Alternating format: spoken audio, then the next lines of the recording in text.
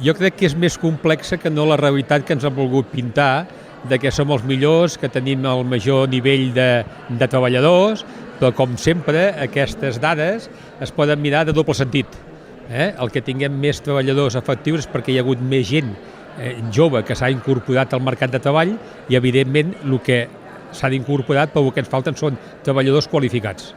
O sigui, amb menys preu, amb menys sous, i això ho pinten molt bé. Els polítics sobre els tres que hem sentit, està molt bé, però jo crec que els missatges de la CECOT han sigut més coherents i més contundents perquè realment Catalunya és el motor econòmic d'Espanya i ens maltracten molt a nivell d'ajudes i a nivell d'incentius i d'inversió econòmica. Però no estem tan bé com s'ha pintat. Mira, avui en dia no ho considero pràctica, potser arribarà, però ho tenim aparcat. Pensa que aquí també s'ha fet un reflexe de la gran inversió i la gran subvenció via Next Generation del kit digital.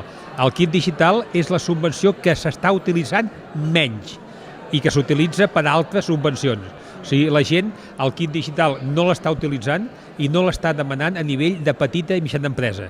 Quan dic petita i mitjana, per què? Perquè no és una subvenció que et ve tu, et ve una subvenció que donen a l'equip informàtic que té que revisar o la web o millores del I+D i tal i qual. I aquest del tema I+D, seguretat cibernètica i tal i qual, això no és per la petita empresa de menys de 10 treballadors.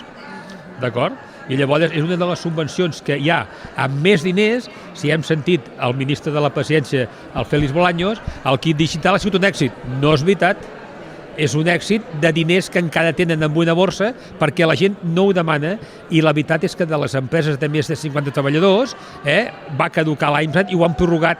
Per què? Perquè no ho han demanat, o sigui, els hi sobren diners, llavors per no dir que és un fiasco, doncs ho van prorrogant.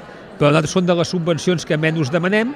Per què? Perquè impliques a que la gent li pots dir al client o a l'empresa petita, escolta, mira, aquella mandra que et feia sempre de que volies fer una web, volies innovar, volies fer modificacions informàtiques, ara almenys te la subvencionaran, però la feina la té que fer igual. O sigui, la gent el que valora és la subvenció directa que vingui via transports, via gasoil professional, via ajuda d'ocupació i transformació, però el kit digital, que és el que ells venen a l'administració a bombo i platillo, és el menys efectiu.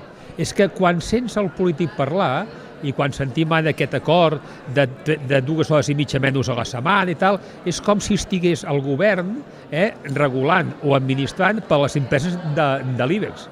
Tot això, les empreses de menys de 30 treballadors, que és el 80% de l'empresa catalana, les pimes, no els afecta. O sigui, no hi ha aquestes ajudes pel petit, saps? I aquest és el problema. I tot i així estem treballant molt. Bueno, és la que ha contractat més gent. Una empresa de 10 treballadors que han contractat tots està millorant un 20%. Les empreses de l'IBEX de 500 treballadors no contracten a ningú. I són les que tenen més ajudes, més fons Next Generation i via fundacions els que paguen menys impostos. Que reivindica una mica de més recolzament per aquesta feina. Per la petita empresa. I quan parlem de petita i mitjana empresa estem parlant de menys de 50 treballadors. I sobretot a Catalunya menys de 30. Sobretot empreses de serveis, empreses d'hostaleria, empreses de serveis. Aquest és el tipus d'empresa majoritària que hi ha o molt complementària a Catalunya.